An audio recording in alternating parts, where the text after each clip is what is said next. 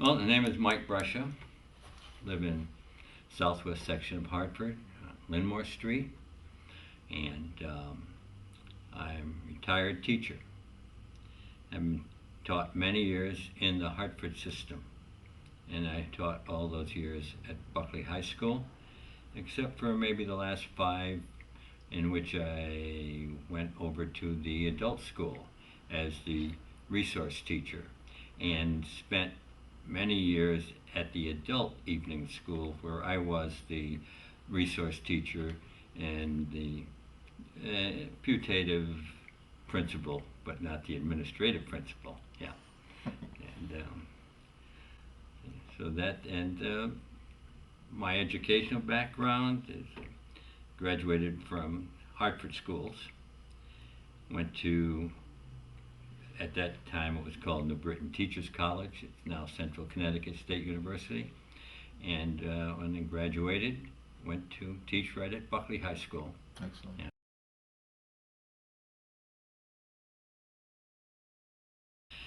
Well, a lot of people work very hard for people to get the vote.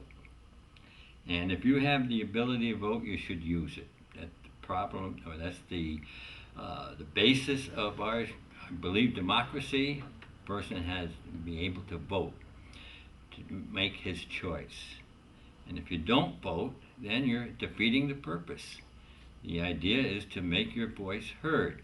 Now, even though there's 4 candidates, 4 positions, does not negate the duty of the citizen to express himself in a democracy.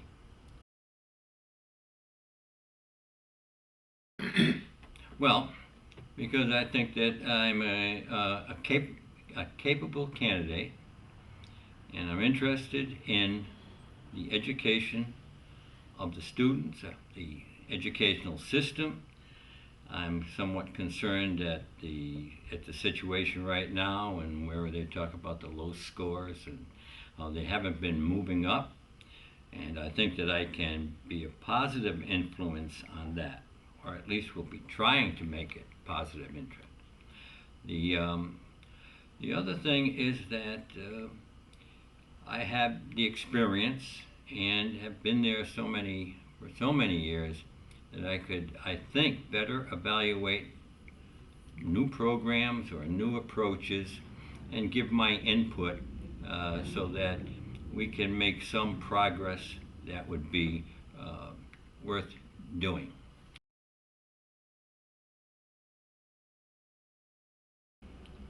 Well, he has to have a desire and also the intent to move the educational system forward. If you're not going forward, then you're going to be slipping backward. This is important because we're dealing with the education of the youth. They're going to be the adults of tomorrow. We need adults who are able to think clearly and to make themselves valuable to society. Now, an educated person is somewhat like that. So I think that what the Board of Education member has to do is to look at this, not so much as a temporary thing or a day-to-day thing, but looking toward the future. What are we going to end up with at the end of graduation? Will we have someone who is able to move forward and be a positive member of society, or will we just have more of the same, which might be people who would like to move ahead but have not gotten the opportunity? An educated person is one that we want in this society.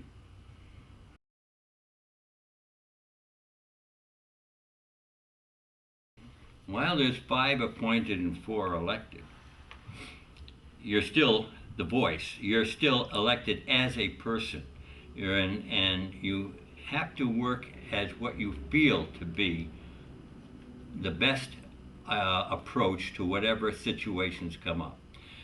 Your approach may not be the one that everyone approves of, but if you believe in it and you think that it's the right thing to do, you have to stay with it. Now, you may vote with the majority, you may not vote with the majority. It doesn't affect what you really believe in terms of what education is all about.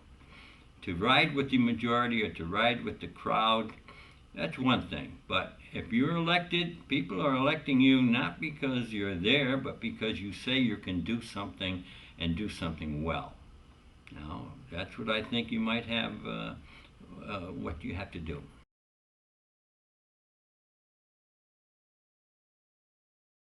Well, I have to say, just from what I read and from scores that coming out on the CMT scores and so forth, that they're probably on a scale of 1 to 5, probably around a 3. Certainly, they are improving, as the people have said, as the results come out. But for all the input, I don't believe they're improving enough and have to move ahead further. There are other things around education besides test scores. For instance, the notable absenteeism. That's a problem. If you're not there, you can't learn. We have to improve on that. Some approaches have been made in the past. Some were not very successful. And so I think that we have to look at, scores are important, but look at the big picture. Are we doing the job with the student? If the scores are good, yeah, we can do that. But a student is more than his number. A student's a person, and we have to deal with the whole person.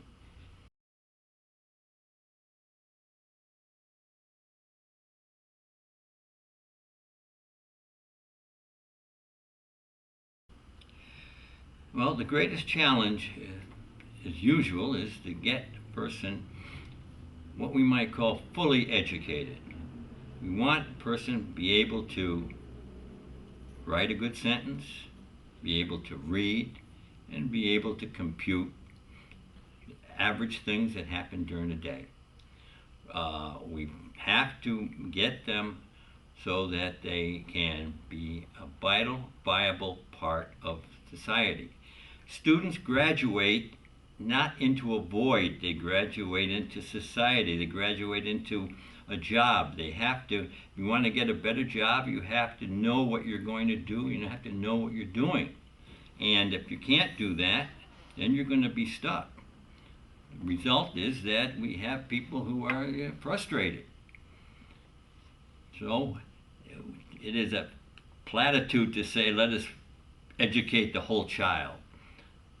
The job is let's do it and do it right, and so that we just don't have to fall back on various nostrums or solutions that short term. Students are not short term, they're long term, and they have to be looked at in that term.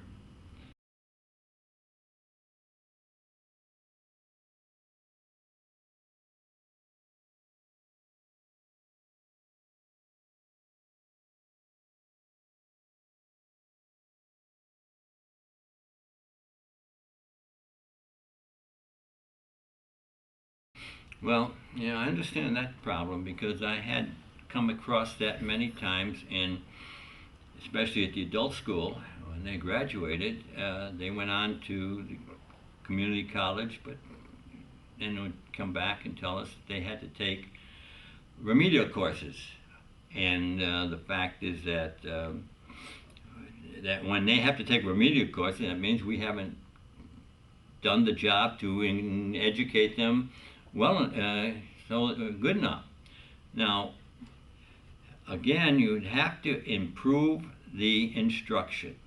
You have to, that goes with the teacher. Who's the instructor? The teacher. And we want to find out just what's happening at the school at the grade level. Absenteeism hurts. High mobility in especially a city like Hartford, other cities too. Students come and go. We have no stability in some cases. We've tried to locate the problem, or to solve the problem, and we haven't been so successful in that. can tell that by the fact that truancy is high, absenteeism is high, and graduation rates are low. So this is not a single factor problem to be solved. It's multifactorial. And until you can approach the big picture, then you're probably not going to do much, you'll not have much success. You know?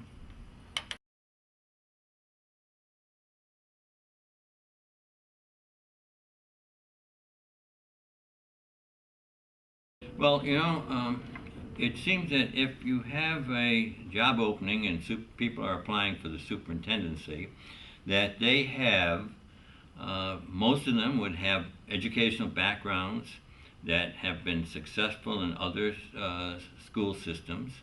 And so I believe that we'd have to look for one who has something a little different than all the others. Maybe a little far-reaching, maybe a little unusual, that you think it might work better than others. But again, most of the superintendents or candidates, I'm sure, would be good. We're looking for the best one of the good ones.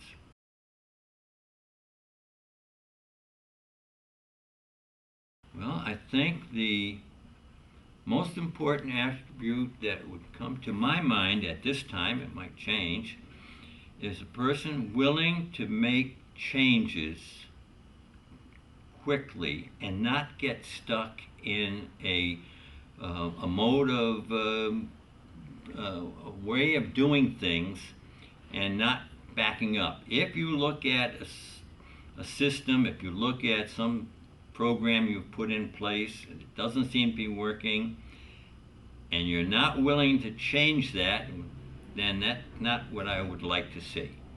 I've been in programs that were failures and were maintained because they were thought to be worthwhile. In the teaching end of it, it didn't look that way. And I'd like to see superintendents being able to be, you might call it, flexible. Flexibility would be important in that aspect. Well, number one, I'm thanking you for this opportunity to make my position public. Let people know I hope they will vote for me. Hope they will come out, whether there's 4 running or 400. We still want people at the polls. Nothing like people showing up at the polls at the schools to show students that democracy is working through the vote. Your vote counts. Whether one vote or doesn't mean that it's a none vote. So I would say that I hope that I've made my position clear, and I hope that it agrees with what you might think. However, if we don't agree, there's nothing that says that we can't still get along.